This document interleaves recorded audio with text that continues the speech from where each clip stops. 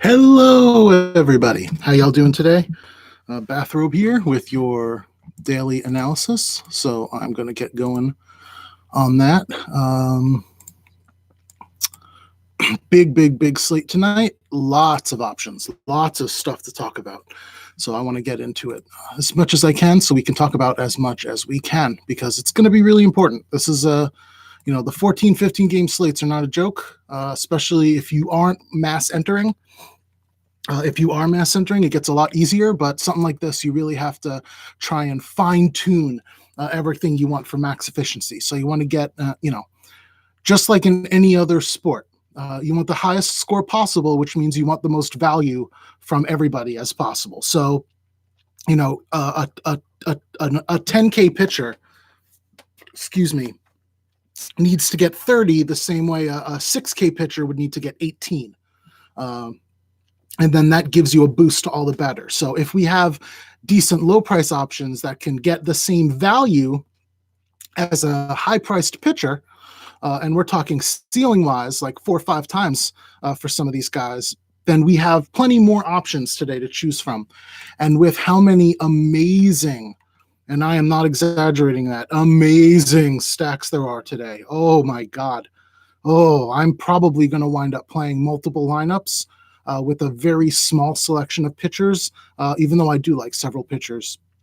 But I like to, get it down a little bit and then spread the different stacks around with those pitchers. So I'm going to go over all that stuff and we can get going now. If you are playing the showdown, I always like talking about that because I am a full service dude and people do every sort of thing. So we got the Oakland A's and the Indians. We got Bassett versus Trevor Bauer. If we look at recent form, Trevor Bauer has looked very badly recently. His FIP 5.39, XFIP 5.08, WHIP 1.47. He's still getting strikeouts, but he's walking a ton of people.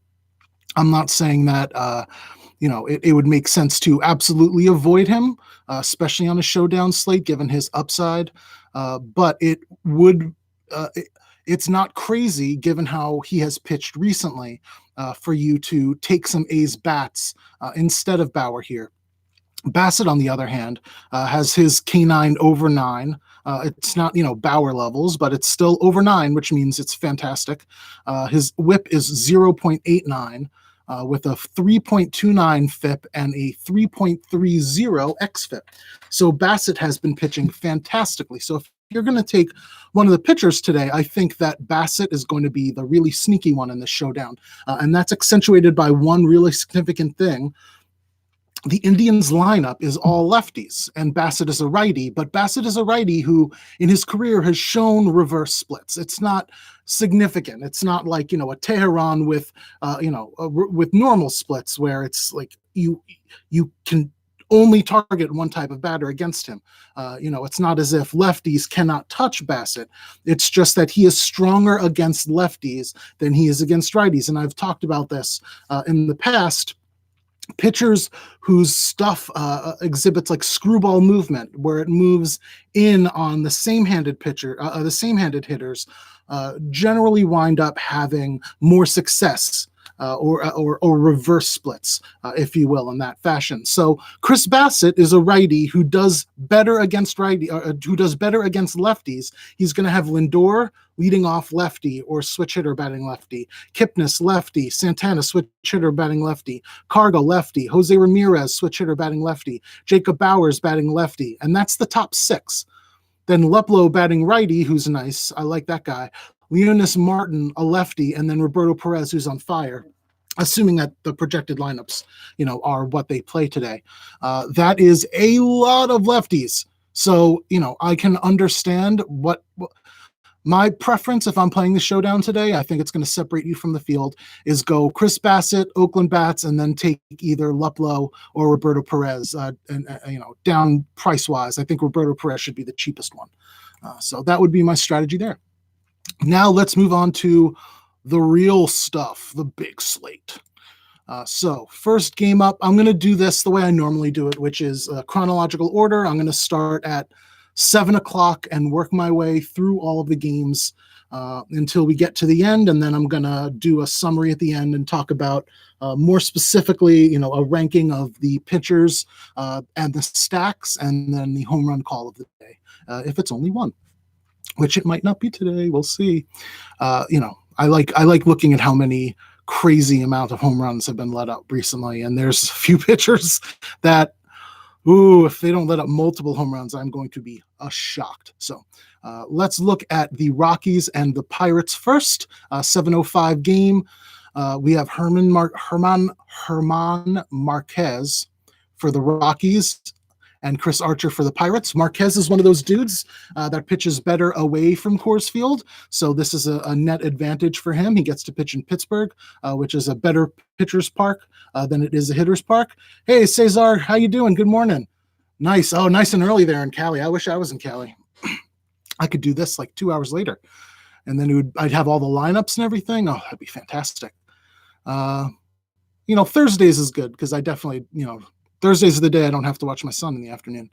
Not that I don't love watching, because I do, but I really like doing the video at 4 because I want to talk about the lineups as they come out and how that might affect how you looked at these pitchers and how other people have written about these pitchers, because the projected lineup can tell a significantly different story than the lineup that gets put out, when 3 o'clock, 4 o'clock rolls around. So I am going to try to, if I can today, like I said, the pain in the leg is really monumentally bad today. But if I can manage sitting up with the laptop on me, which has been really hard lately, I'm going to try to write a quick article that is like a complement to this, that goes over anything that is different with lineups that may affect how you look at pitchers or stacks today.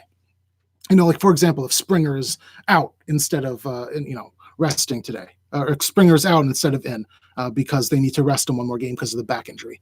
Excuse me, I misspoke. But anyway, let's get into it. Hello, Grace. Hello. How have you been? I haven't seen you in a while. Hope everything's going good. Thank you for joining us. Thank you. I haven't seen you in a while. I'm glad you came. Ooh, that's a fly. Why is there a fly in my basement? Hey, Huff, how you doing? So we have Marquez, who has been in fantastic form recently. So it doesn't look like it if you look at certain metrics, but if you look at everything underneath, he has been absolutely fantastic. And I will also add, excuse me, that one of these starts was at home against Baltimore, and he did put up 30 there. So, over the last few starts, he has been really fantastic. He has not had a start under 15 DKP this season, period. Oh, no, never mind. 13.9 against San Francisco, but that's it. Most of his starts are over 20, close to 30. Oh, God damn it. That's... Can you tell? You can tell. I'm sorry. I'm so sorry, everybody. Let's reset this, because, like I said, the pain's pretty bad and the medicine is making me a little out of it. I looked at the wrong Herman. I looked at the last name Herman from the Yankees and not Herman Marquez. So instead of looking at Domingo Herman, let's look at Herman Marquez.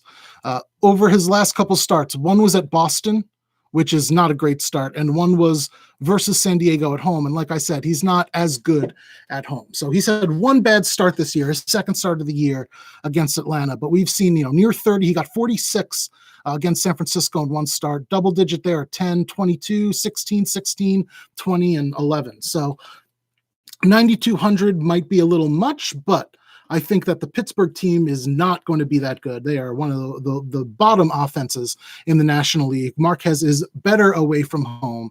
He has strikeout upside. He's been in good form recently. So if you look at the last couple weeks, and I've explained this before, when I look at recent form, for me, I look at 14 days for pitchers and 7 days for batters. And that gives me a clue about who's hot and who's cold over the last couple starts for pitchers and over the last few games for batters. And then I look at, the last couple of days as well to see if someone's heating up, if they're cold, et cetera, et cetera. But this is like the baseline that I present to you guys. So Herman Marquez, over the last couple of weeks, his strikeouts per 9 are almost 10, which is exactly what we want. And he has walked 0 people. The one thing with him is that he has gotten incredibly unlucky. And you can see this in the underlying numbers. Like the batting average against him over this time is 370, which is insane. The batting average for balls in play, here is BABIP, is almost 500, 475. So his whip is 167 and his ERA is 525 over this stretch, but the underlying numbers, like the FIP is 2.26 and the XFIP is 2.42. So what we've seen is Marquez pitching really well. That got affected by, I would assume, Coors Field. If you look at XFIP, it is park adjusted, I believe. Coors Field, and then a game at Boston with the wind, where the wind was blowing out. So Marquez, great play today. Little expensive on the upper edge. I don't know if you're going to want to go there given the other options that are on the top, but he is definitely one of the more significant options that we have today, and do not ignore him. Excuse me. For the Pirates, we have Chris Archer, who is not a good pitcher.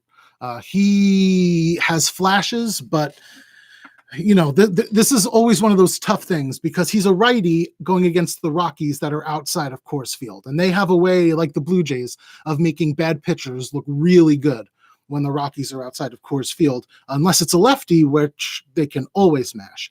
So Archer, terrible form lately. He's got his strikeouts over 12 strikeouts per 9, but his walks per 9 are almost 10.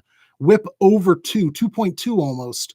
The 14.7 ERA is not as bad as he's been, but it's still like a 7.2 FIP. So it's not like he's gotten much better if you look at the underlying numbers. He's someone that can get absolutely demolished today. And while I like several stacks significantly better, if again you are going mass entry, you're doing the 150 today, I would definitely have some exposure to the Rockies team there.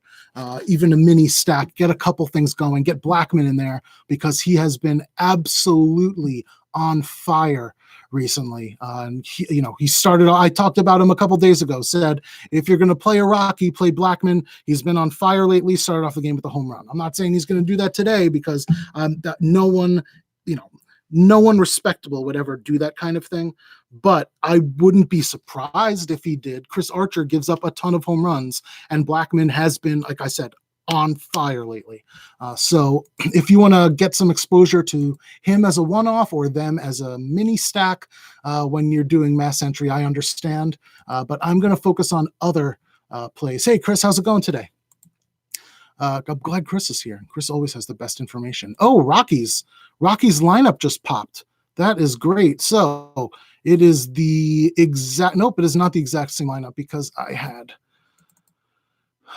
Brendan Rodgers in there. So it's Desmond instead of Rodgers, which is a benefit to Chris Archer because Desmond can't hit righties whatsoever, especially slider pitchers. So that is a benefit to Archer, but that's still, I would still be really happy to take Blackmon, a couple of the other lefties here. And even if you want to get, sneaky with a really expensive Arenado and Story, I wouldn't go there. They're not as likely as people priced over 5K to go off today, but as part of a stack, again, you can do a lot worse today than Rockies. But again, this is holistically, this game is not one of the games that you should really be targeting unless you want to go with Herman Marquez. Next game up I have is New York, Baltimore, and this is a game you do want to target. Multiple reasons. One, as I went over earlier by accident, Domingo Germán has been fantastic lately. The least amount of DKP he's gotten in a start is 14. He is 8-1 with a 0.95 whip on the season. He has been in fantastic form lately as well. If you look at those numbers here, almost 10 strikeouts per 9, 2 walks per 9, more than that, which is not great. But the 1.17 whip, not bad, but not fantastic.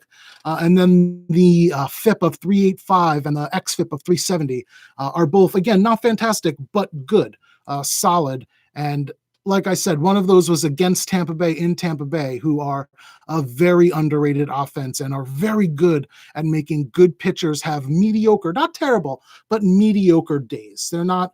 They're a team that I don't really want to target people against because they have enough decent bats in that Tampa Bay lineup. But this is Baltimore. And I've talked in the past.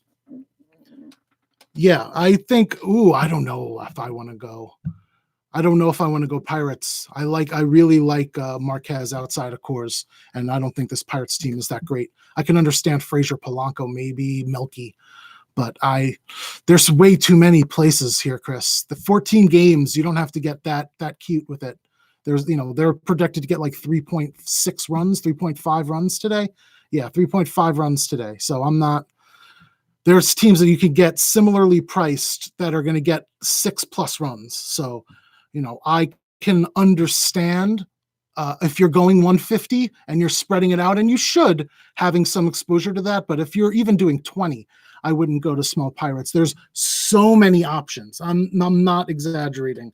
It stings to look at a game like that first because I don't want to give the impression like, oh boy, these are great. But my God, I can't. Just look at this game, for example. Like I said, Herman has been fantastic. His last start, he got 30 DKP against the Orioles. I've talked about how the Orioles, Marte is always sneaky, and he's kind of reversey. I like more than that, but yeah, I agree with you. And that's the first one I'm talking about right now because I am on the Yankees-Orioles game. The Yankees have been in good form lately as an offense, and they're going against the worst pitcher on the slate, which is a very good thing for them. So if we're looking right now, Gleyber Torres, Luke Voit, and Gary Sanchez over the last week all have OPS over 1,000, all of 1.1, 1,100 actually. The lowest WOBA among them is 442. Gleyber Torres has an ISO of 667 with a WOBA of 580. Oh my God, his WRC is 9. Luke Voit's is 7. Oh man, yeah. If you're going one, I apologize for interrupting myself, but I feel very strongly that the chat is, I'm here for the chat. Q&A takes priority. I can get over everything else. But I liked Baltimore last night. I talked about Baltimore last night being an underrated offense because J.A. Happ is not a good pitcher. I was all over them, but that's I think that the Vegas total isn't everything. I'm not going to only indicate, my favorite stacks yesterday were 2 of the smaller teams. Torres is on fire. Absolutely. I loved the Orioles yesterday. If I had played multiple lineups, I would have played them. But I think that you can find teams today that are going overlooked, but I don't think the Pirates are in as good a spot as them either. And I'll make that abundantly clear. Marquez is a very good pitcher. A very, very good pitcher. He is significantly underrated. So, what we have to look at now is Yankees and Baltimore. Yankees stack, they're projected to score 6 runs. If you look at, I'm not taking Baltimore tonight. I really, really like, and I think that, Mancini, who knows if Mancini, he's questionable still, I assume, right? Let's see oh no, he's cleared. Okay, no, I thought he got nicked yesterday and had to get out of the game. Baltimore is also not one of the stacks that I'm sneaky going with today. I will get there as well, but I really like Domingo Herman. So I'm going to be more on him than Baltimore. I will tell you that there are some Orioles that have been in good form lately. So if you are going to take them, Mancini is always a sneaky dude. But if you look, Hanser Alberto, 380 WOBA over the last week. Renato Nunez, 387. Rio Ruiz, 403. And Austin wins if he's catching and not Severino, 452 WOBAs over the last week. All those guys have OPSs over 900. I'm sorry. I misunderstood. I will get there, Chris, because I want to go through everything first today because I didn't do any workings on an article, and I don't want to speak before I have a fuller picture in my head, and talking through it with everybody is going to help that out. But I will absolutely answer that question at the end because I'm going to go over a summary of everything. Yeah, I'm just going over the Orioles that have been hot. Nunez, I think, doesn't do well against righties either. No, that's the opposite. Rio Ruiz doesn't do well against righties either. He's a lefty that only does well against lefties. But anyway, let's move on there. So Herman, great pitcher tonight. A little expensive. You might want to get, a Verlander or someone else, but you can pivot down to Herman. I wouldn't be surprised if he gets you 30 DKP today. The question is there going to be someone cheaper who has a better value that's going to let you get in some better bats? And David Hess, like I said before, has been just about the worst pitcher in baseball over the last bulk of time. His FIP in the last couple weeks is 10.2. He's allowing 5.4 home runs per 9. So, Gleyber Torres is going to be a lock in there, given his recent form. The dude can't stop hitting home runs, especially against the Orioles. He might be my home run call of the day. I don't think there's anything preventing me from doing that. But I'm going to be all over this Yankees lineup. They are going to be one of the highest owned stacks for me today. Torres, I love Morales. He's looked really well. Voit, preferably, though, I'd rather have Voit than Morales. Because Voit has been on fire, but I can understand the pivot down to Morales. Hicks looks to be heating up. Sanchez is going to be the best catcher option of the night, everything included. Gardner might be heating up, but I'm still wary about that. I don't know if he's going to be any more than a dude that hits a home run every once in a while. But, Hess is the worst pitcher on the slate. The Yankees should be one of your highest owned stacks on the slate. It is not that difficult. The people at the top of the lineup are expensive, but there is some value there. Like if you want to go down to Morales, only 3,600 batting fifth, he has just as much chance of hitting a home run and a double as anybody else on this team. So there's definitely some sneakier places to go. Absolutely. Morales much better on the left side, Chris. That's why I mentioned him first. I like Voit because of the recent form. He has looked really good this season, but lately. But Morales has looked really good in that 5-hole, especially if you're going a mini stack and then you get that like 5-6 because Torres is batting 6th. You can get Urshela, who's batting 7th, and you have 5-6-7, which is wonderful. Or you can get Gary Sanchez batting 4 and have 4-5-6. I mean, having Morales instead of Voit lets you take Torres and then set up that additive effect with the stack that you're looking for, where the people right next to each other are going to help build each other's points more than people who are spread throughout the lineup will. But again, you can't go wrong. And if you want to just go Voit down through excluding Morales, you can do that if you're taking the cheap pitchers today. Yeah, I don't, Chris said I might go all in on Yanks and mix it with 2 or 3 more stacks. I don't think that's crazy. I don't think any other team has the home run upside the Yankees have today. I think that there's a couple teams that will outscore the Yankees today, but I don't think that they're in as good a spot, if that makes any sense. Do you understand what I'm saying? Like the Astros, the Rangers, the Mariners to some degree, and the Yankees are all right up there, just quickly off the top of my head. But let's move on because we can get this all as a holistic thing later on. And I'm already 23 minutes in, and I've only talked about 2 games. Philadelphia, Chicago Cubs. We have Eflin versus Quintana. This is Eflin, decent form, 3.10 FIP over the last couple weeks. Quintana, a lot worse, 4.64 over the last couple weeks. This is a Phillies team that can really mash some lefties. I would be more in favor of taking the Phillies than the Cubs or, bat-wise, excuse me. But honestly, this is one of those games that I'm probably just going to wind up staying away from. It's going to be cool, which is a boost to the pitchers. The wind is going to be blowing in at almost 20 miles an hour, sustained. That's not gusts. The gusts are going to be 25 to 30, which is going to make it really hard to get the ball out of that park. The Phillies Park, Citizens Bank, is affected by wind. So that's going to be a negative for a lot of the hitters here. So I think that there are better places to go, better pitchers in the price range, better batters. So I can understand getting some exposure to Phillies bats if you're doing the 150. But for the most part, that's the only thing I'm really going to look at here.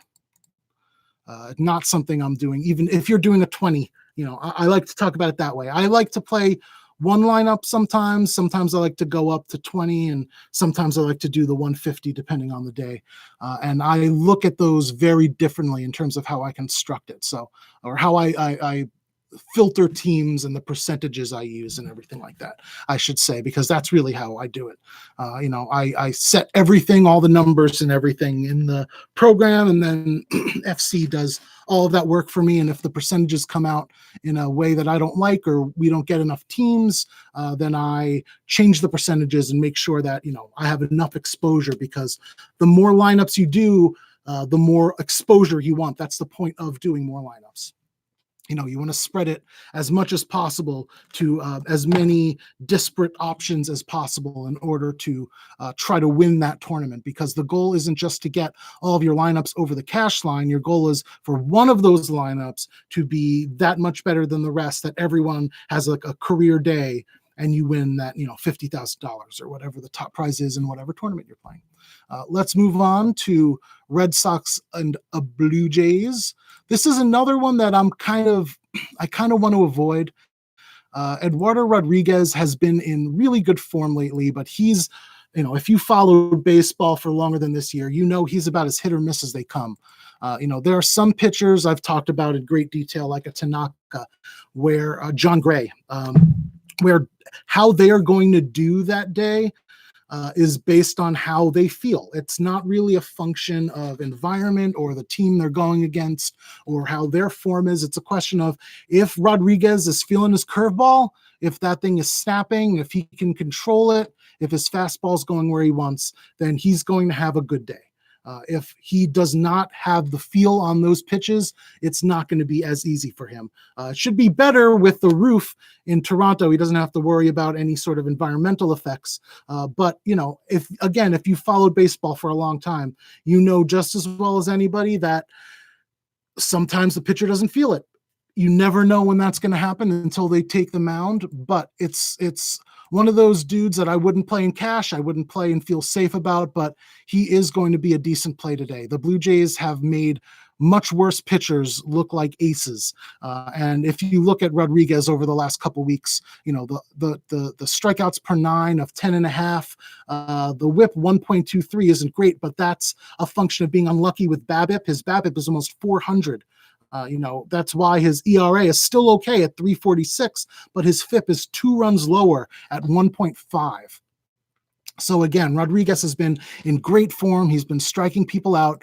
He's priced at 8,900, which puts him under some of the more expensive pitchers on this slate. And he's going to have, similar upside. I don't think that they're going to, run him out for 9 innings and he's going to get, 20 strikeouts like some other pitchers have the potential to get today. But he is the 1, 2, 3, 4, 5, 1, 2, 3, 4, 5, 6, 7, 8, 9. The ninth most expensive pitcher today. And I don't think he's the 9th best pitcher today or going to put up the 9th highest score. So that being said, when you see something like that, I would rather be over the field on Rodriguez, given everything. And then Stroman, what do you think the ownership's going to be on Erod, Chris? Let me know, because that's actually going to make a difference on what I feel. I don't think he's going to be owned. I think people are going to pay up or pay down today, and the people in that 9,000 range are going to get overlooked. If that's not the case, then, if he's super popular, then I wouldn't be on him, because again, he's like a GPP play. He could blow up any given day. And, we've seen Vladdy Guerrero hit 2 home runs in a game. He could do that today. Grichuk's been relatively hot. Galvis has been relatively hot. The bottom of the lineup is an absolute mess, though. He'll have no problem with Tellez, who can't hit lefties. Drury is not good. Jansen is a pathetic hitter. And Jonathan Davis, I don't know if his batting average is still 0 on the year, but if it isn't, it's damn close. Okay, if Erod is less than 10, then I have no problem taking a chance on him whatsoever. Thank you, Chris. I do appreciate that. I don't think that's owned enough for the upside that he has and the fact that he's only the 9th highest priced pitcher. I think you could get over the field on that if you're doing multiple lineups, and that'll wind up making you money in the long run, especially again against this Blue Jays team. And let's give it exactly that strikeout. Yeah, in the bottom 10 of strikeouts, or they strike out in the bottom 10 the most. It's hard to word that because it's a good thing to strike out the least. So the top 10 would be the ones who strike out the least. The bottom 10, they strike out the most in the bottom 10. So it's hard to talk about that. Again, Erod, decent spot. I don't love him, but he's looked really good recently.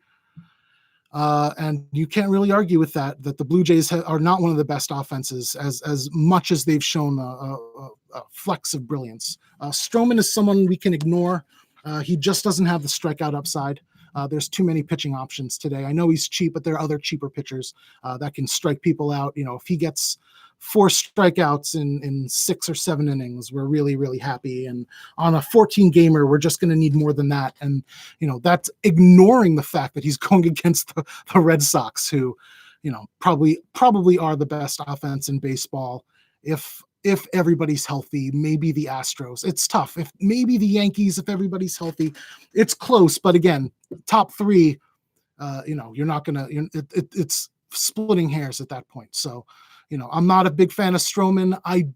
He's ground ball and good enough. I don't think the Red Sox are going to be one of my favorite stacks today. I'm not going to be looking to prioritize them. But again, if you are playing the 150 like Chris Hernandez is, I absolutely think that you can get some shares of the Red Sox. Stroman can blow up and the Blue Jays bullpen can get hammered. I talked about it the other day. The Nats have one of, if not the worst bullpens in the game. They were going against the Cubs. The starter did really well. The bullpen came in and they gave up 11 runs in 3 innings. So if you ran with a Cubs stack and you went to bed in the 6th and you're like, oh, God damn it, I'm not going to do anything. If you woke up, you could have been more than in the money. So, looking at the bad bullpens following okay starters is important as well. So I would have some shares of Boston if you're playing 150, but even if you're playing 20, I'm not sure if I would go there. There are other places with less tricky pitchers than Stroman. Hello, who's your daddy? Asked what you missed. To sum it up quickly, like Herman Marquez, but nobody that I've really talked about except the Yankees have been like oh my God, we need to play them.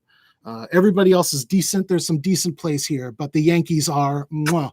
And among those, Gleyber Torres is the I'm avoiding Bradley Jr. He's hitting like 140 on the year, and he looks absolutely lost at the plate. I've been watching the Red Sox a lot over the last couple of weeks because I am curious.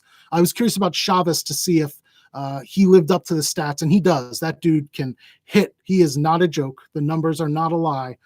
The eye test passes for him. And to look if Bradley Jr. is just getting unlucky or if it's just he looks that bad, because he's gone through stretches in the past where he absolutely looks that bad. But yeah, absolutely not. He's cheap enough. I can understand wanting to take a chance on him, but I wouldn't expect any more than, 4 DKP out of him on a good day. So he's getting unlucky, but if you watch the games, Chris, it's not just unlucky. Trust me, it's not just unlucky. It is, he looks lost. If he has holes everywhere. It's not just like, he's making good contact and they're catching the balls. He's going down and he's going down hard. Sometimes he's making good contact and they're catching it. Don't get me wrong. He's still a functional major league hitter. He's still taking some bad pitches, but he's swinging at some bad ones too. So yeah, no, until, he's there for the defense. Like Chris said, I have no interest in JBJ until he starts going on one of his hot streaks. And then I will tell you, one of those hot streaks, get on him. Because JBJ is going to go through one of those where he's hitting 400 for a couple weeks, and he's still going to be priced at 3,200 or under 3,000 every game, at most. So next game is Marlins and Tigers. I absolutely love capital L, both pitchers here. I don't think Turnbull is going to be owned enough He is 7,800 and he should be more. He gets the free square in the Marlins, and he's someone who has pretty damn good strikeout upside. He hasn't had the best form recently. I have not had much success with recommending him, but he is someone getting over 11 strikeouts per nine. He's walking a ton of people, and that's not good, but this is a Marlins team that is not as good at the plate. They are not, they are prone to chase. So he will be able to get away with more than his last few opponents. Let's see exactly where he's been. 7,800. Oakland and Minnesota, who are two of the better offenses. So against Miami, he should get back to the dude who's throwing over or getting over 20 DKP, and he's under 8,000. So that is one of the best values, I think, today. There's not much more to that. The dude strikes out a lot of dudes. The Marlins are, if not the worst, bottom three worst offenses I've ever seen in my life. Free square every day. If you have someone with strikeout upside and they're under 8,000, it's almost a lock. Get the exposure to them. I don't know how popular he's going to be, but get over whatever the field is, because Turnbull's going to be good for you. I would play him in one lineup. If I'm doing my one lineup, Turnbull is in heavy consideration. Favorite pitcher on the day, though, might be Caleb Smith. 10-4. They're still not pricing him right. That dude is out of this world good, and people are not on him because he's a Marlin. His stuff translates everywhere against every team. He is going to be a future ace if he's not already pitching like an ace. His strikeouts per nine are over 14. His FIP is 3.3. His xFIP is 2.89. There is just nothing to dislike here. The Tigers are not a fantastic offense. Anyone who tells you otherwise is a Tigers fan or lying to you. They are, they're going to be full of righties. But as I said the other day, Dawel Lugo is batting second. No one should be worried about a lineup where Dawel Lugo is batting second. Beckham is hot and cold, and when he's cold, and he's pretty cold now, he's as cold as it gets. Harrison the same way. Grainer can hit. Jacoby Jones can hit. Excuse me. That is a lot of people that he's going to get easy strikeouts on.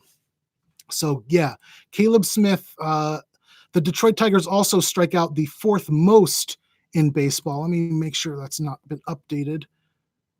They strike out the fifth most in baseball, 9.7 per nine. So we have Caleb Smith, who is underrated, underpriced at 10-4, going against a bad team that strikes out a bunch with worse players. So they're going to strike out even more than that.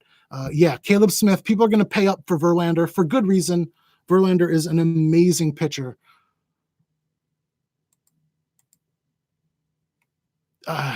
I can't. Yeah, no, it's the Marlins with the Mets. I wish I could give better analysis than that, but the Marlins destroy the Mets. I don't think the Marlins hadn't scored a run in like 5 days before the 7-run outburst against DeGrom. So I think it's pretty safe to say Turnbull, take a chance. ABBA called. They said, take a chance, take a chance, take a chance. But Caleb Smith is going to be my favorite pitcher of the day. Caleb Smith is just fucking fantastic. He's underrated, and people are going to pay for the Verlanders or the Greinke's or the Kershaws. They're not going to pay for him. He's going to go underpriced, and that is going to be to your benefit. So if you want to do, and I've said this before, the win gets overrated. So what we see is people are, not all people, so you're still going to see this a bunch, but people are hesitant to play both Smith and Turnbull. They don't like playing two pitchers going against each other because one of them cannot get the win. And that will help you in terms of ownership. You can play Smith and Turnbull together for decent salary on average, still get in some good bats today, and you'll separate yourself from the field in that way. Yeah, cash. If you're playing cash, Verlander, that's it, because he's going to be like 80% owned. And then let's move on. Where is my template here? Okay. So yeah, pitching there. Next up, Nats versus Mets. We have Eric Fedde and Zach Wheeler for the Mets. Zach Wheeler has been in fantastic form recently.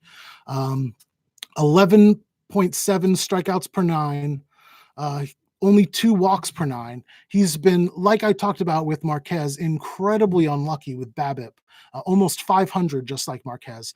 And just like Marquez, we can see the difference in that his ERA is 5.5, but his FIP is 2.1. So, Zach Wheeler is not someone I love today. He's not someone I think is going to be a top tier play. This is a Nats offense that has gotten Trey Turner back and has become a serious threat again. 1 through 7, I know Dozier's been terrible, but they're still playing him in the 6th slot. I would ignore him, but Turner, Eaton, Rendon has been on fire. Soto, Kendrick, and Robles are all legitimate plays today. This isn't something where I think you need to lock them in there.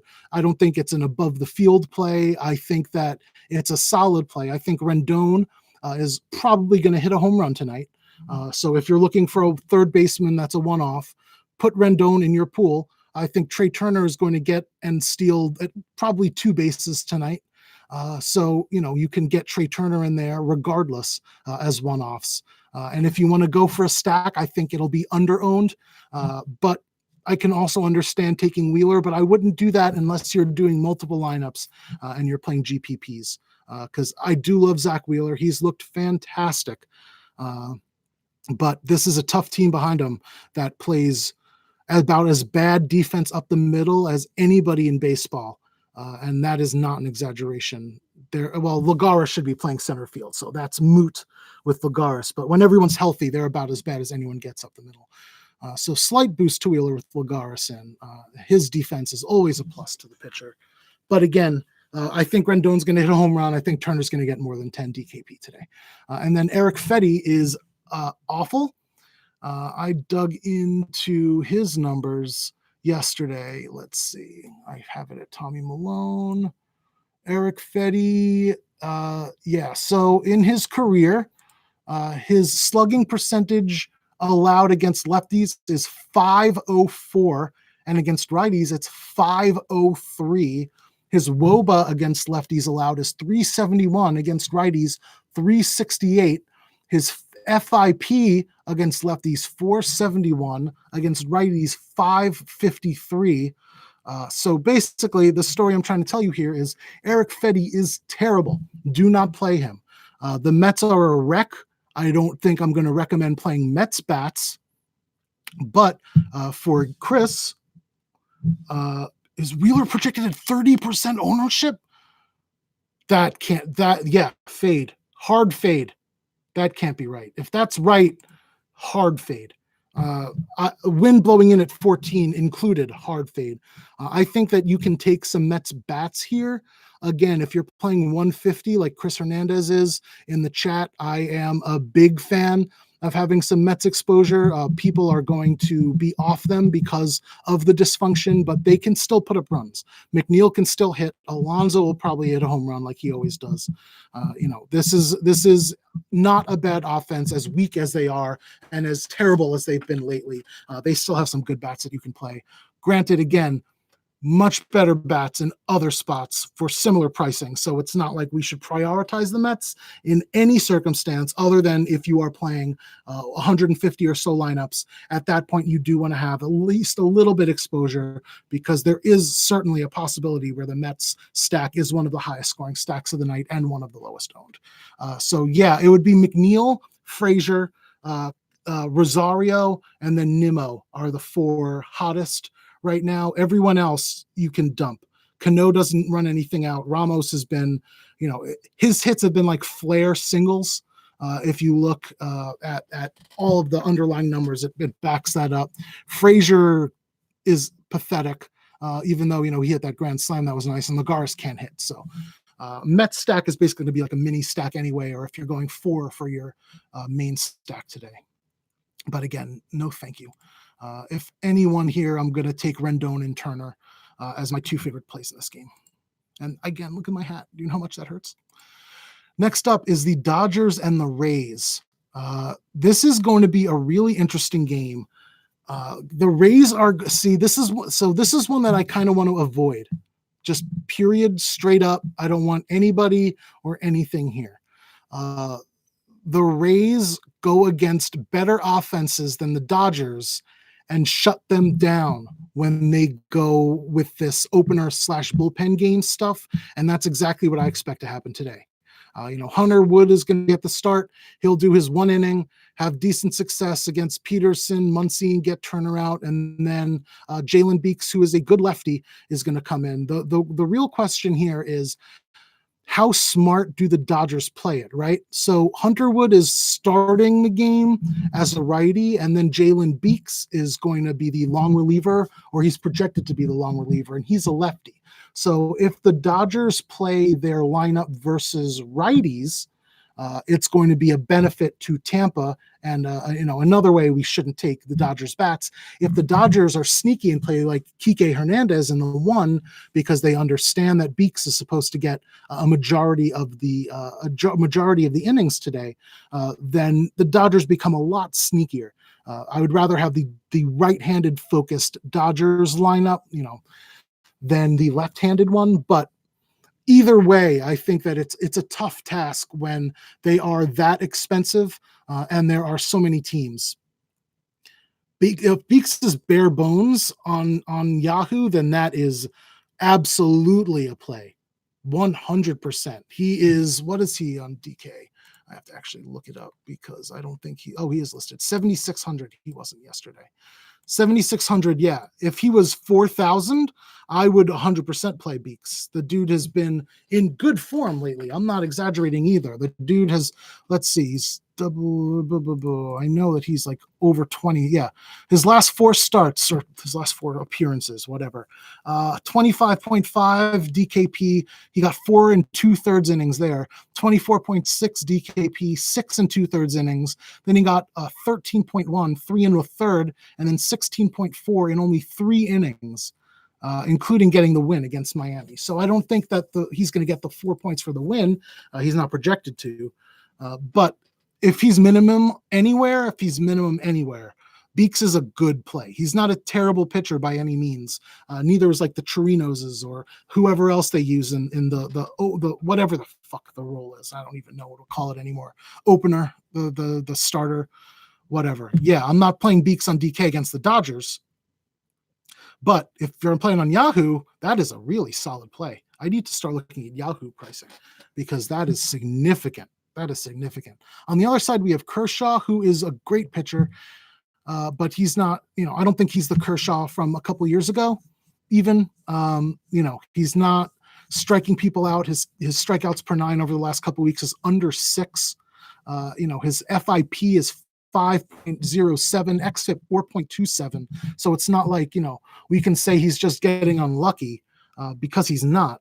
It's just, he hasn't been the Kershaw that we have grown or accustomed to, or we take advantage of the fact that he's that good. He's still a functional pitcher. Don't get me wrong, but he is someone who's pitching like someone that's 8,500, 8,800, not someone that's 9,800, especially not going to an American League park where he has to bat against, or he has to pitch against a DH instead of a pitcher. And the Rays are an underrated team, especially against lefties. They are not a bad offense whatsoever. Diaz, Pham, Garcia especially are really, really good. And I talked about it last time. Guillermo Heredia is a lefty masher. He is not going to be owned. If you need a really cheap bat and he is in there, that is what Heredia does. That is what they use him for. If he is playing, if there was a lefty on the mound, they let him play. He is only 2,600 on DraftKings. So you can get in extra bats and use him as the one-off and hope that he is unowned and has the success against lefties. The one thing I will note, like I always note, is that if Kershaw comes out of the game and they bring in a righty and the righty gets to the bottom of that order, Heredia is going to come out of the game. So we can't necessarily expect 3 or 4 at-bats out of him even. But if he gets a good hit on the ball in that two at-bats against Kershaw, then he's going to pay off 2,600, especially when you consider that we can get other players in when we have someone that cheap. So that should wrap that game up. Next up is a Cincy and a Milwaukee. This is one of the ones that took me the longest when I was thinking about it, right? So Sonny Gray has been hit or miss this year. I liked playing him at the beginning of the year, but I cannot, in good conscience, and with his recent form, play him against the Brewers. Uh, almost 3 home runs per 9. His strikeouts are still almost 10 per 9, but he's walking 5 per 9 now. His FIP is 6.74. So it's just not something that I think you could really do today. I can understand if you're going deep GPP, 6,700. He has upside. He can strike people out. But this is a Brewers team that is nasty. I don't think anyone can tell you otherwise. He can give up 2 home runs just to Yelich, and I wouldn't be surprised. I don't think anyone else would be either. So Sonny Gray is someone that if you're playing the 150, I can see having a couple shares of him, but I don't think you could really play him otherwise. I can also understand taking a Brewers stack. I would say that if you're doing like 20 lineups, you can get some Brewers exposure in there. But if you're just doing one, there are other teams priced similarly that I would expect to get better runs or more runs, and have better matchups, including being on the road. So they're going to get 9 turns at bat, which again, I always love to point out because people seem to ignore the fact that you can get runs in the top of the ninth. Everybody on your team could get a hit. You can score 8 runs in the top of the ninth. It doesn't matter if you're already in the lead, and not having that top of the ninth does prevent you from getting some points. So, obviously you can't just rule out everybody that's at home. That would be ridiculous and stupid. But if all things are equal, if you have a bunch of people over 5,000 and you have one team on the road that's going to get 6 runs and one team at home that's going to get 5 runs, those tiebreakers should push you towards the one on the road for 6 runs. On the other side, Gio Gonzalez has looked really good. He's not striking people out, and he's getting lucky, and he's managing to get people stranded on base. His left, let's see, what is it? Gio Gonzalez. Yeah, 100% of base runners have been stranded since he's in the last couple of weeks. But again, 4.9 strikeouts per 9, 1.18 whip with the almost 3.3 walks per 9. His ERA, and this is what I'm talking about. His ERA is 0.82, right? But his FIP is 4.28 and his XFIP is 4.96. So we're going to see some regression. Yes. Did I not talk about that? I didn't do the Cubs yet. Oh no, I did. Yeah, 100%. I did mention that. I thought I mentioned that. Wrigley is one of the fields that is the most affected by wind. So the winds are blowing in at 16 miles an hour. That is a significant boost to the pitchers. Still, that being said, I don't want this game. I think everyone's overpriced, and I don't think the batters are in good enough spots. I don't think the pitchers have the upside as other pitchers, but I don't think they're terrible either, which means it's just like on a 14-game slate, there's no reason to push it when you have so many other people and so many other teams in such amazing spots. So if you're looking at Gio Gonzalez, I can understand wanting to play him at 7,400. Again, his recent form has been okay if you just look at the surface numbers, but if you dig in at all, you will see someone who's not striking people out, who's getting lucky with the runners getting stranded on base, and who's getting really lucky in terms of not allowing any runs up. So, the issue is, again, this is a Reds team that's been really cold lately.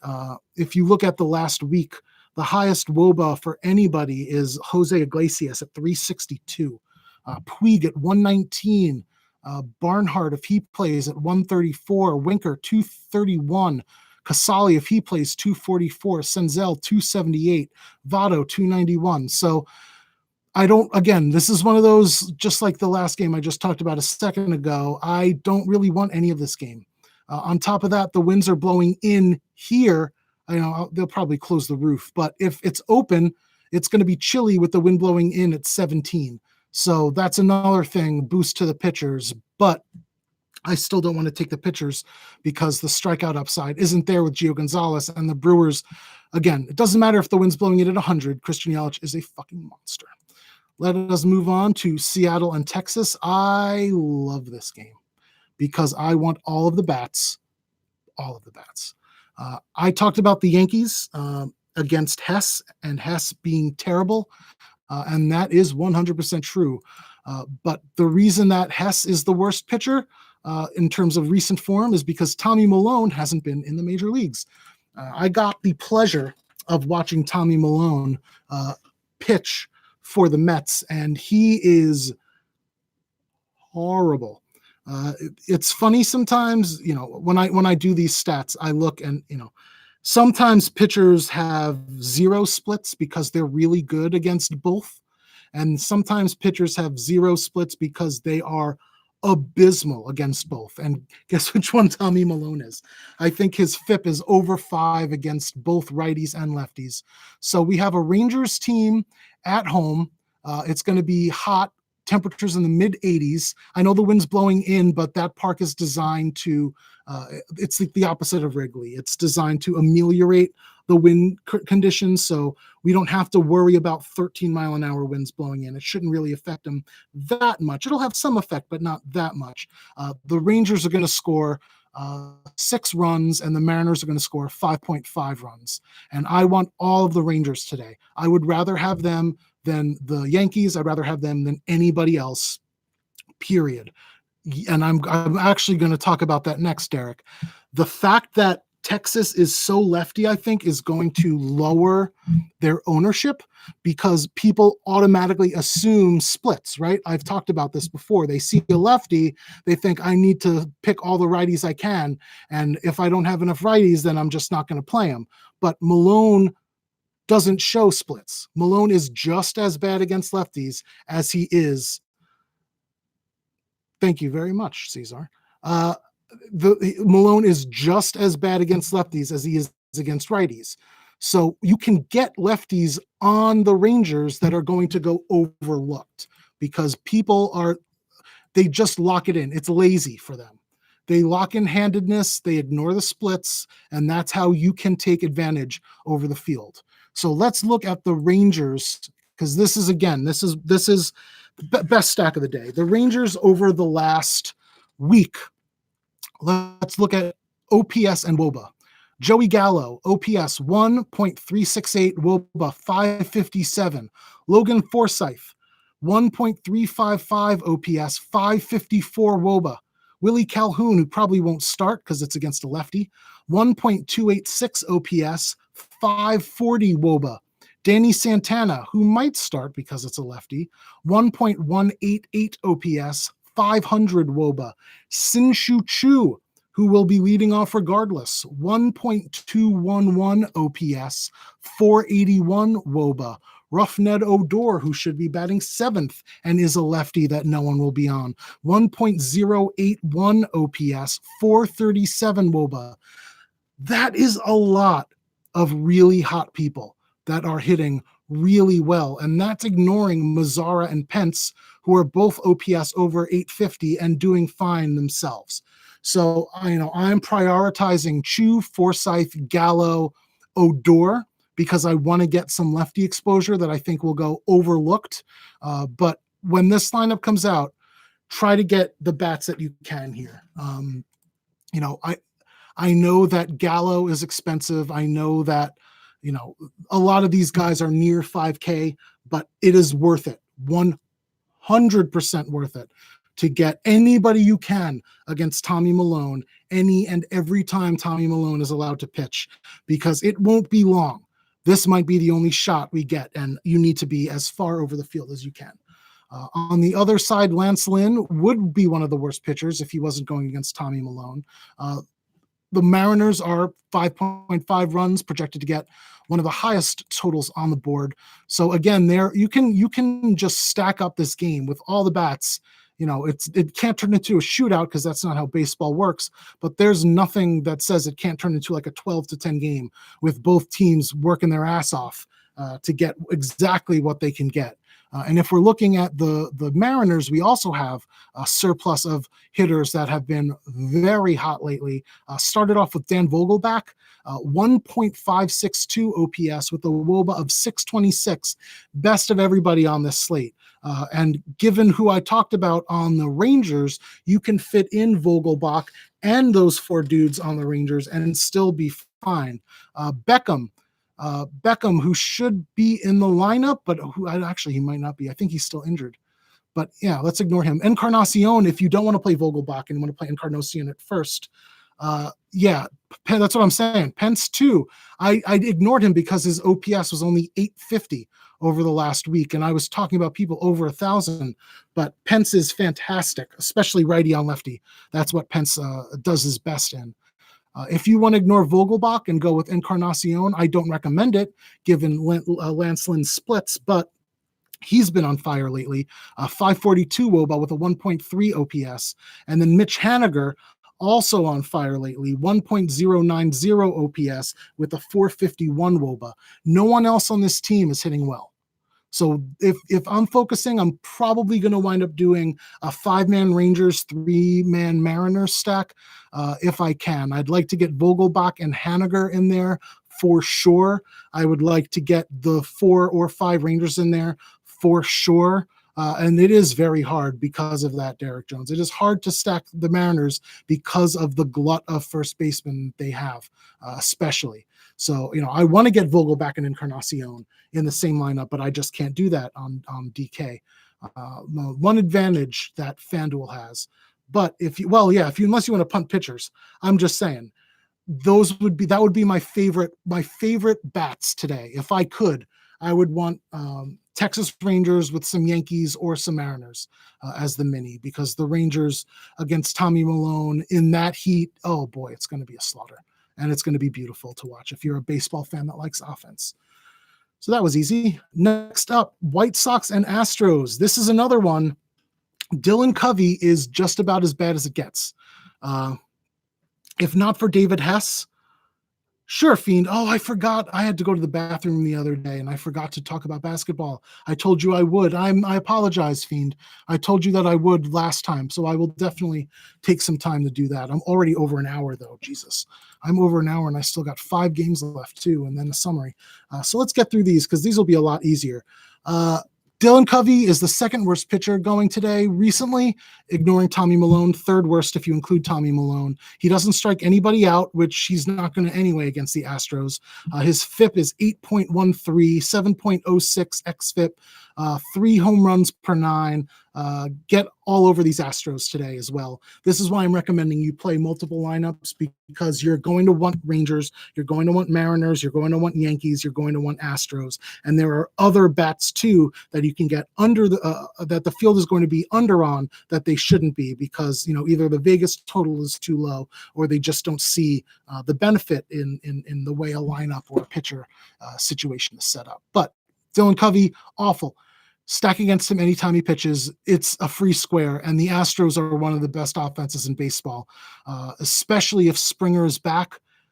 Lock this in. It's that easy. And then Verlander is one of the best pitchers in baseball, and the White Sox are terrible and strike out all the time, so you can lock in Verlander. The one thing, like I said before, is you have to consider price, and I would rather take some of the cheaper pitchers, like I talked about, a Smith getting quite a bit of savings over Verlander, a Turnbull, a couple of these other guys, and then trying to get some of those big bats, because I think it is going to be needed today.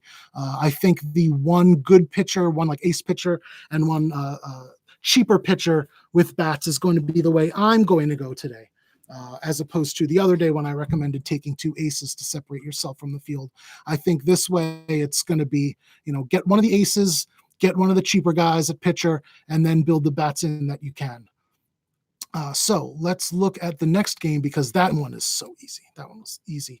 Next up is the Royals and the Cardinals. And I noted here that there's going to be heavy rain, and there's a good chance that this rains out. So let me double check that, because that was last night, and I'm not, I have not updated the weather this morning. Let's see the timing. Yeah, so what it looks okay. So it's going to move in a little later than it looked like yesterday. So what I think is going to wind up happening with the Royals Cardinals game is they're going to start it. They'll get through 4 or 5 innings and then they'll call it. The Storms are going to move in, I would say, around the 9:30 Eastern, excuse me, so 8:30 their time. They'll get like an hour and a half in, but then it's going to be really bad thunderstorms. Really bad thunderstorms that they're not going to be allowed to play through, even if they want to. It's just not going to be safe. So I would be a fan of just fading this game entirely. I don't think you can get the points in that few innings. So just skip it. That's simple as that. Next up, Braves and Giants. This is another fun one. We have Tehran versus Anderson. One of the last articles I wrote gave you the very specific splits that Tehran has shown over his career. Pardon me, I have to take a sip here. Tehran is very good against righties and cannot get lefties out. It is stark. He is the example that I use when I talk about that kind of extreme splits.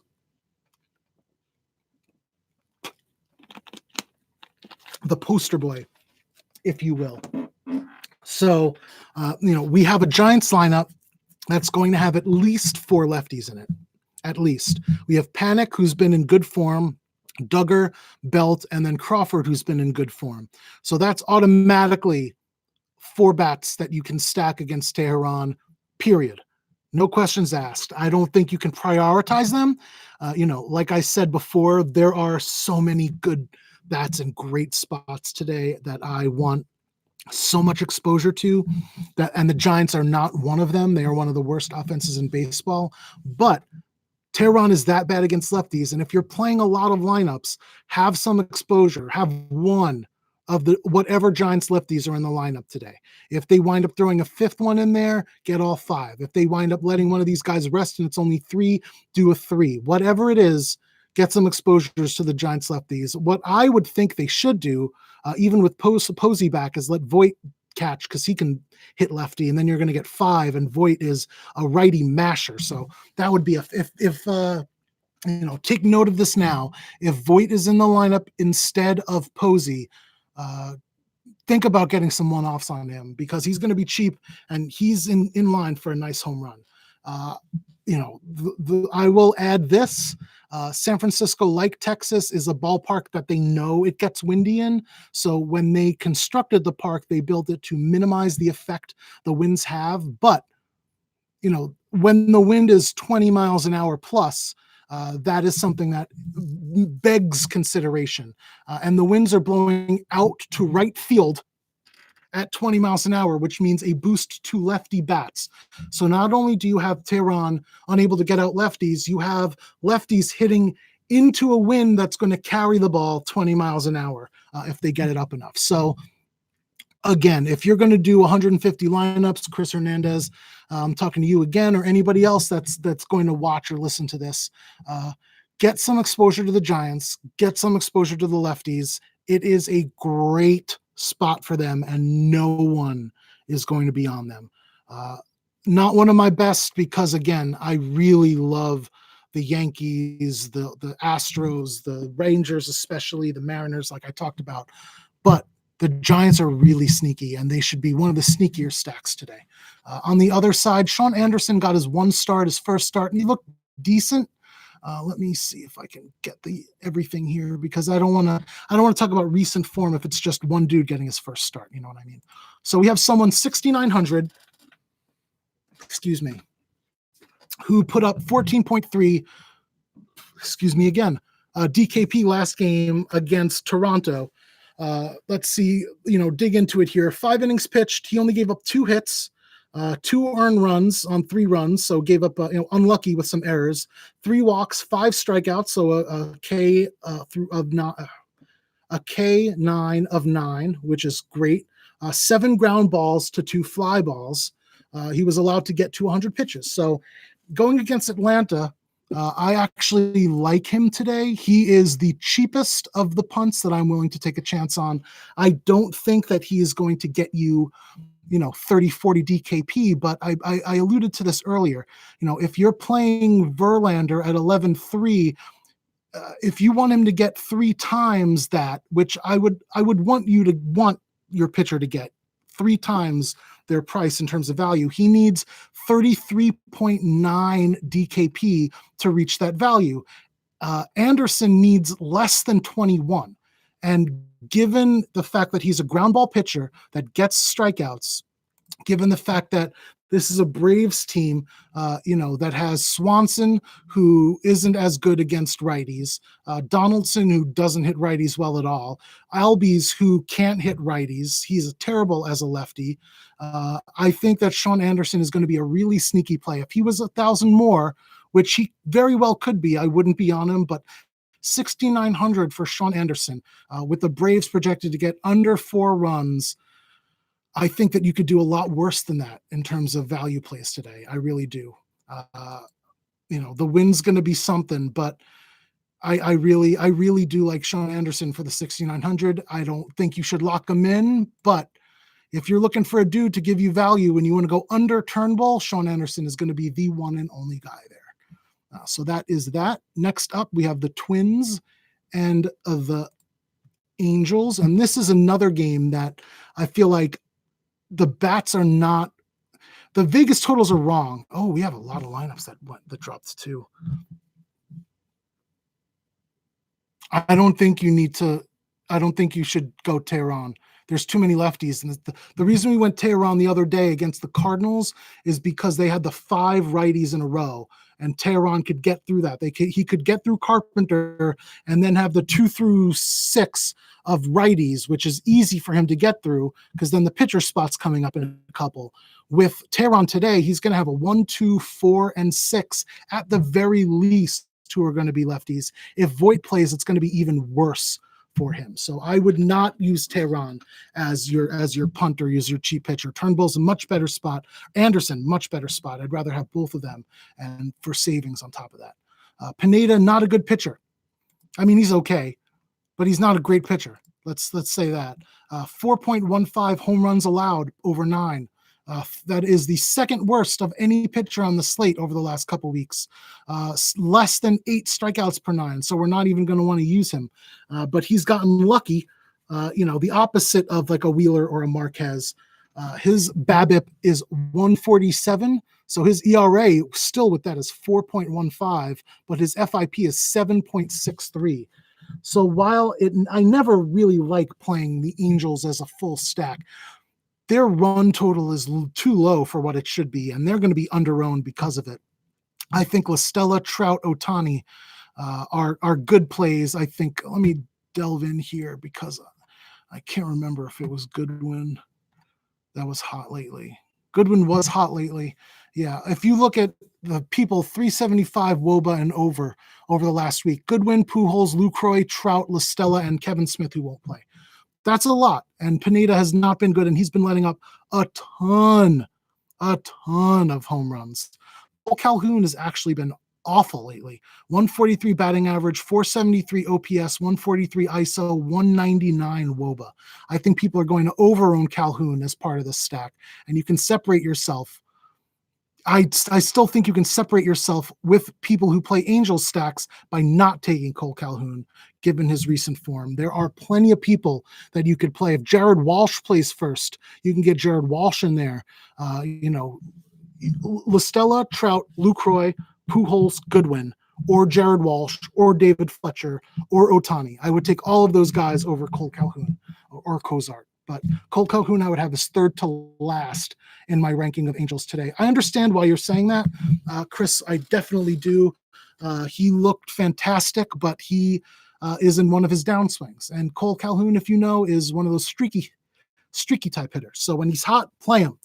But when he's cold, get off him until he gets hot again. I'm still going to be on the Angels today, but I'm going to go elsewhere and let most of the people that play Angels stacks play Calhoun and separate myself that way. Cahill is one of the worst pitchers pitching today, and that again is saying a lot. He doesn't strike anybody out, which is bad because this is a Twins team. Oh boy. You know what I want to look at right now? Because I talk about this all the time.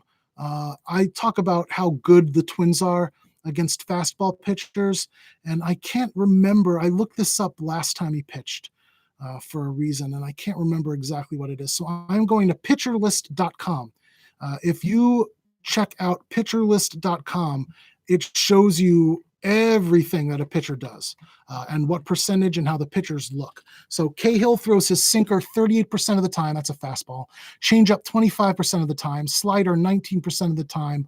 Knuckle curve 16% of the time. And then a straight up four-seamer 3% of the time. So with the Twins being one of the best fastball hitting teams and Cahill throwing a sinker 40% of the time, I am a big fan of the Twins against Cahill today. Not again, and I always need to contextualize this, not as much as the other big teams that I was talking about, but I certainly do really, really like the Twins. They have also been on fire lately. If you're again looking at people with an OPS over 1,000 and a WOBA over 400, we have Castro, Adrianza if he plays, Crone, and that's it for that. But Polanco, Kepler, and Buxton are all knocking on that door, as is Marwin Gonzalez. They're all right around 900 OPS with WOBAs right around 380. So again, none of them are in bad spots. They have all been really, really hot. And they're underpriced, honestly, especially, like a Sano at 4,000. He shouldn't be there. Gonzalez Marwin should not be 3,600. Arias has been, if Arias plays, yes. Arias is a great hitter. I don't know if he's going to play today against Cahill, and I really want to see what the lineup is going to be for Minnesota. But as of right now, I would play the Minnesota bats as one of the under-owned sneakier stacks today. Cahill is bad. The wind is going to be blowing out at 11 miles an hour, which is not huge, but anything over 10 is worth mentioning because it does give some bump to home run expectations. And the Twins have been hitting home runs, and Cahill's been giving them up. So I don't think that with the 4.4 projected run total, or it's 4.4 projected run total, that people are going to be all over Minnesota, and that is a huge mistake given the pitcher they're going against and the opportunity that they have here and their recent form, to be honest. Pardon me, I'm going to take one more sip. I am at 1:15, and I still have more to talk about. This is going to be an hour and a half video at least today. I don't mind. I'm here. That's what I'm here for. I don't have to do anything for another half hour or so anyway. Next up, last game of the night, we have the D-backs and the Padres. This is one of the ones that I kind of also want to avoid. Greinke is good, but he's been crafty good.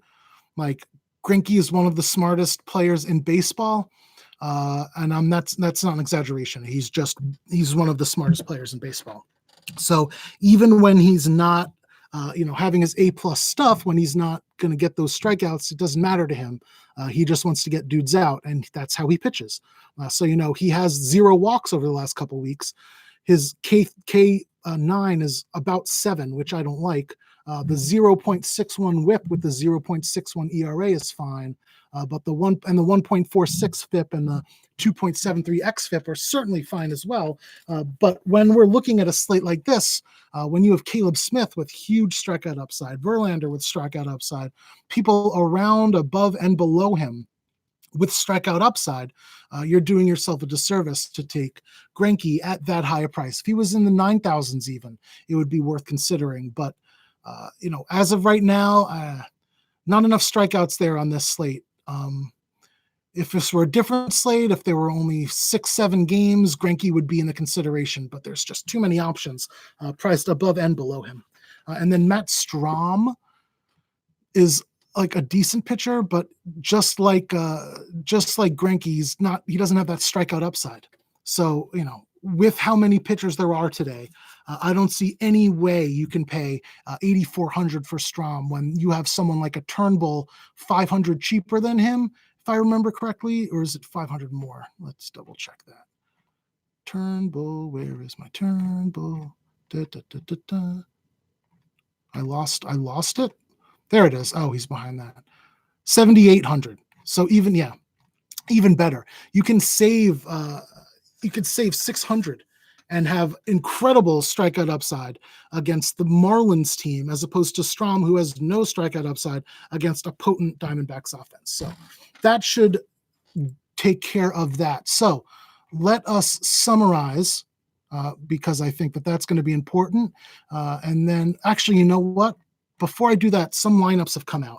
So let's see if that makes any difference. We have the Reds lineup came out: Senzel, Votto, Suarez, Phillip Ervin 4, Iglesias 5, Farmer 6, Casali 7, Peraza 8. So again, I think that Gonzalez is going to regress to the mean. His ERA and his FIP and XFIP are way too far apart from one another. But this is not a good lineup at all. That's actually a boost to Gio Gonzalez at 7,400. That actually puts him in the consideration to me for today. Phillip Ervin batting 4th is pathetic. Kyle Farmer, they use him against lefties, but he can't hit, and he's batting 6th. So yeah, the Reds, given their recent form, I would not mind taking a chance that Gonzalez stays lucky. He's only 7,400. If he was more expensive, I would have no problem getting away from that, but that's a terrible Reds lineup for today. They're resting people. The White Sox lineup came out against Verlander: Garcia, Moncada, Abreu, Castillo, Eloy Jimenez, Yonder Alonso, moving down from 4 to 6, Tim Anderson, Tilson, and Sanchez. Basically the same lineup I expected, with a couple of people moved around. Nothing different in my analysis. Verlander's the play there, and none of the White Sox bats. Cardinals, we talked about just avoiding this game. Their lineup is slightly different than normal. Martinez is out, and they've replaced him with Bader because he's been hitting well lately. So, take Martinez out, move Molina, Fowler, and Wong up to 5, 6, 7, and then Bader goes in the 8 hole. Either way, Homer Bailey's pitching, so it doesn't matter. And either way, it's going to thunderstorm there, so it doesn't really matter anyway. So let us take a look again. Sum it up, everybody. Now that we are 1 hour and 20 minutes in, favorite stack of the day: Texas Rangers against Tommy Milone. Tommy Milone is that bad. Second favorite stack of the day: Houston Astros against Dylan Covey or Dylan Covey. You know what? I disagree with that. I disagree with my own analysis. I'm going to put the Yankees second, just because of how many home runs Hess has been given up. I know Covey is terrible. Covey is terrible. Honestly, truly an abysmal pitcher who does not belong in the major leagues. But that being said, the Yankees could hit 8 home runs today against this Baltimore staff. So give me Texas first against Milone. They are underpriced for this, and they are going to have enough right-handed bats and lefties that people are going to ignore, because Malone's a lefty, as I talked about earlier, that you're going to be able to get a Texas stack for less ownership than you should, especially given the fact that they have the highest projected total on the slate. Yankees, again, are going to be second, with Gleyber Torres as one of my favorite overall plays on the slate, period. Next is going to be the Astros, who, again, I would assume Springer is out, and that'll reduce ownership to the Astros stack as a whole. But if he is in, I would expect them, I think they're projected to get almost 6 runs as it is without Springer in the lineup. So I would expect that if Springer plays, they're going to be one of the highest scoring teams of the day. Covey really is that bad, but I put them third. Then next up,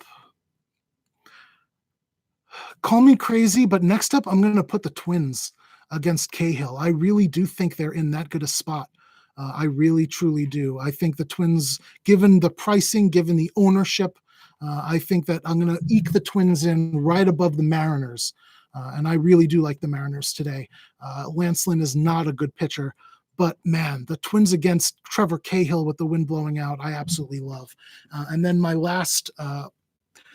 the last stack I'll consider for big plays, like a major stack, is or a main stack of, you know what I mean, the big stack, the 5 or 4, is the Angels against Pineda. We talked about it before. There's plenty of people on this team who have a shot of going absolutely nuts today. And, with Andrelton Simmons out, it guarantees Fletcher's going to play pretty much. I love him in his recent form, and I have no problem taking, whatever you want to get on this. Although I said before, I think Cole Calhoun is going to be like almost 100% owned for people that play Angel stacks, and I will look to separate myself from Angel stack owners by picking other people, specifically LaStella Trout. If Ohtani, if he plays, well, I know everything came back okay on the hand that was hit, so he should be okay. And then Goodwin and Fletcher and Lucroy are going to be my favorite plays there. So that being said, if we're talking mini stacks, San Francisco's lefties against Tehran, oh boy, do I absolutely love that. Give me a couple of the Brewers, give me a Yelich, Moustakas, Grandal against Sonny Gray, even though that's not the best, but I still think that's certainly a capable. And then give me, who else was there? Oh yeah, give me Blackman, Dahl, and McMahon for Colorado if you're doing a mini stack there against Archer. He's been pretty poor lately. So that being said, those are my favorite pitchers and my favorite stacks. My home run call for the day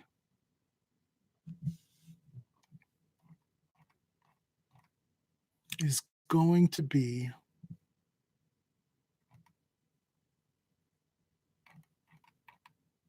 it's got to be there. Aaron Hicks. I like Aaron Hicks today. He looks like he's rounding into form. He's getting his power swing back over the last couple games, if you were watching. Aaron Hicks batting 2 with switch hitting against David Hess, who's terrible. I love Torres. I wouldn't be surprised if he hits a home run today. I've talked about a few people that I think will hit home runs today, but I really like Hicks. I'm going to say Hicks is my favorite to hit a home run. So now I'm going to get to what Fiend Nahom 92 said, and I'm going to look at basketball today. He wants me to put together a lineup, and I don't know if I want to go that far with it, but I certainly want to do some workings here. So this is going to come down to one question that you have to ask yourself tonight. Do you think Pascal Siakam repeats? Do you think he can do that again? Do you think that he is going to look like he looked at the beginning of the series, or do you think he's going to look like he looked a couple days ago? The one thing I have to mention, because people may not know the context, you may not know what happened. It was a 2 overtime game. So Siakam played 51 minutes and got 49.25 DKP. So we're looking at someone who is getting less than 1 fantasy point per minute on DK, right? So, in game 2, he played 26 minutes. So if he does that in this game, if he only gets 26 minutes, is he going to get 22, 23 DKP? I don't know, because even if he plays the same way he played last game, he's not going to do that well. It's going to be a function of how many minutes he plays. In game 1, he played 42 minutes. At that point, I would expect him to get in the high 30s. But again, is that going to be enough at 9,400 as the 3rd most expensive play? So what I like, there are a few people that I really, really like. And I'm a big fan of the cheap plays in this game. I have been a big fan of the cheap plays for Milwaukee throughout this whole playoff stretch, and I'm not going to change that today. So if we're going to look at a player pool of people that I like, I mean, you have to say Giannis is the best play, right? If not Giannis, Kawhi. It comes down to them. They are the load bearers on their team. They are the keystones. Without them, the entirety of it falls apart. So you have to figure out a way to get both of them in. Can you play either one as captain? Yes, without a problem. Let's look at the specifics there. If you play Giannis as captain and then Kawhi is your first utility slot, you have 5,200, 5,300 left per player. That's not terrible. Powell's 3,400. You put him in, that's 5,900, right? That's not bad at all. Let's see. I want to make sure these dudes are still getting their minutes. They are not. You got Mirotic, only 4,600. You lock him in there, and then you got 6,500 a person. Not bad at all. I really like George Hill. I've been playing him pretty much every game. Oh, that sucks. Okay, so what you can do, and that's it. That switches it. So, I'm just putting this together really quickly, but this pretty much has all of the players that I really like. Yeah, Powell is going to be, for the cheap plays in this, he's going to be my favorite. I don't think that there's any way around that. Everyone else's prices went up too much given what they're asked to do. And I think that they're going to ask more out of Mirotic than they will out of Ilyasova. So if you want to get a chance on him at 2,000, I wouldn't mind doing that.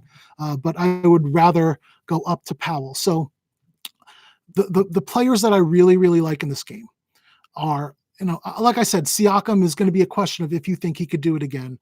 At home, he's going to be more likely to, but I think you need to exercise caution there because, like I said, even if he's playing as well as he played last time, he's not going to get 51 minutes again. He's probably not going to get 42.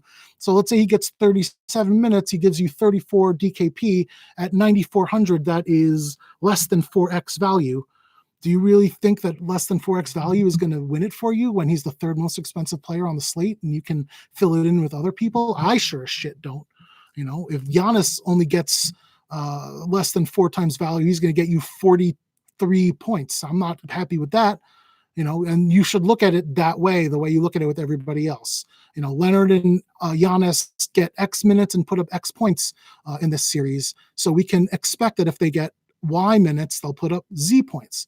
You know what I mean? So I think that right now, just putting together a lineup really, really quickly, the players that I like the best are all in here.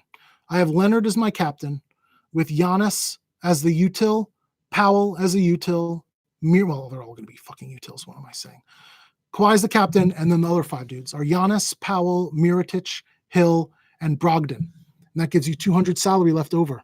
And those are the guys that I like the best. I think Brogdon's going to get more work, and he's solidly going to put up the points. He's going to have, he has a chance to put up as many points as Siakam with similar upside, not the minutes upside, obviously, but similar point upside or PPM upside. And he's going to save you almost 2,000 on him. Yeah. I don't know. I don't think you need to do that, Derek Jones. I have Kawhi as my captain right now, and I got Kawhi and Giannis in there. And if you want to go,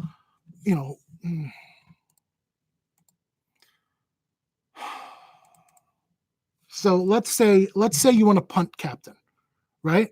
I like what I just did too. Kawhi captain, and then those 5 guys, that's what I want in this. When I'm building a lineup, those are the dudes that I wanted to prioritize today anyway. But let's say you really do want Siakam today. You want to figure out a way that you can get him in. I don't mind, and I'm alone in this, but I've won a couple grand doing this. It doesn't work all the time, but I'm play big GPPs. So, I like punting captain. If you have a dude that's going to get you a certain X time value and he lets you fill in other expensive players, it can more than make up for it. Granted, it's not always going to happen. It might take something like last game where the PPMs for these people are stunted or there's foul trouble, et cetera, et cetera. But you can take Norm Powell and put him in the captain slot, right? And that's 5,100. That gives you 9,000 per player. So you put in Giannis and Kawhi, you still have 7,300 per player. Put in Siakam, 6,200 per player. You can basically do whatever the hell you want. So this quick lineup that I'm putting up here, you have Norm Powell at captain, right? So let's look here, right? Norm Powell at captain. Last game, he got 31 DKP. If you divide that by 2, that's 15.5. You add that, that's 46.5. So he would have gotten you 46.5 points in the captain slot for 3,300. If he gets that for you at 5,100 in the captain slot, you are still going to be really grateful. And that's what I'm saying. If it works out, if you find that one Norm Powell guy who goes off and he's your captain and he's cheap and he lets you fit in, and this is the rest of the lineup: Giannis, Kawhi, Siakam, Mirotic, Brogdon with 100 left over. That's a damn good lineup too. So I think there are a couple ways to attack this. I think that Pat Kahn isn't getting as much run with Hill. They like Hill better, and for good reason. He's also not getting as much run with Brogdon back, again, for good reason. Hill's taking most of the point duty backup, and then they're letting him run some other guard stuff as well, because he's a consistent defender and he's decent at making and creating shots for himself and for other people. So we have him. I really like the backups, but I don't want to go much cheaper than that. I don't want Patcon. Ibaka is not going to get the minutes if Siakam gets them, and I would trust Siakam to get them more than Ibaka. Ilyasova wasn't used last game, and then everybody under that is a mess. So, if I go, I'm missing Hill here.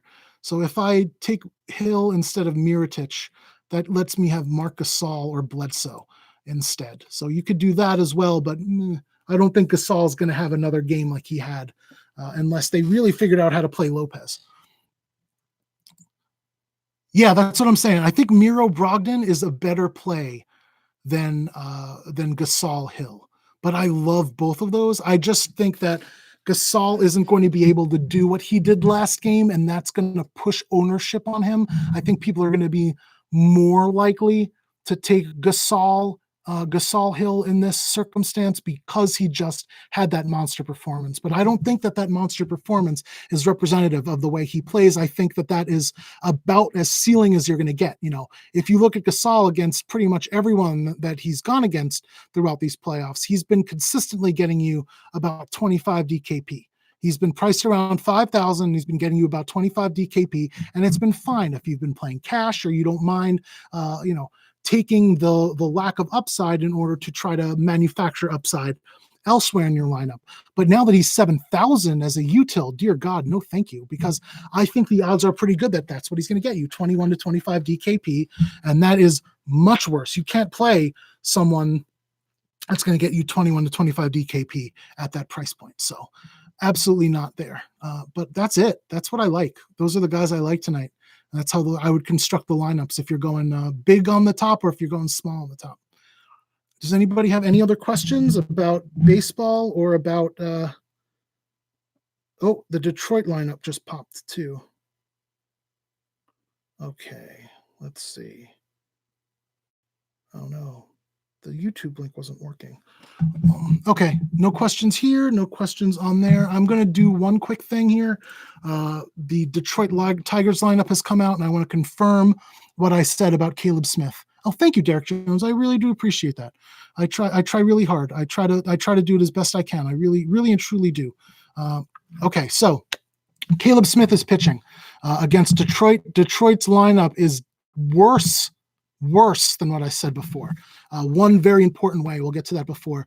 Goodrum, Lugo, Castellanos, Cabrera, Rodriguez are still the 1 through 5.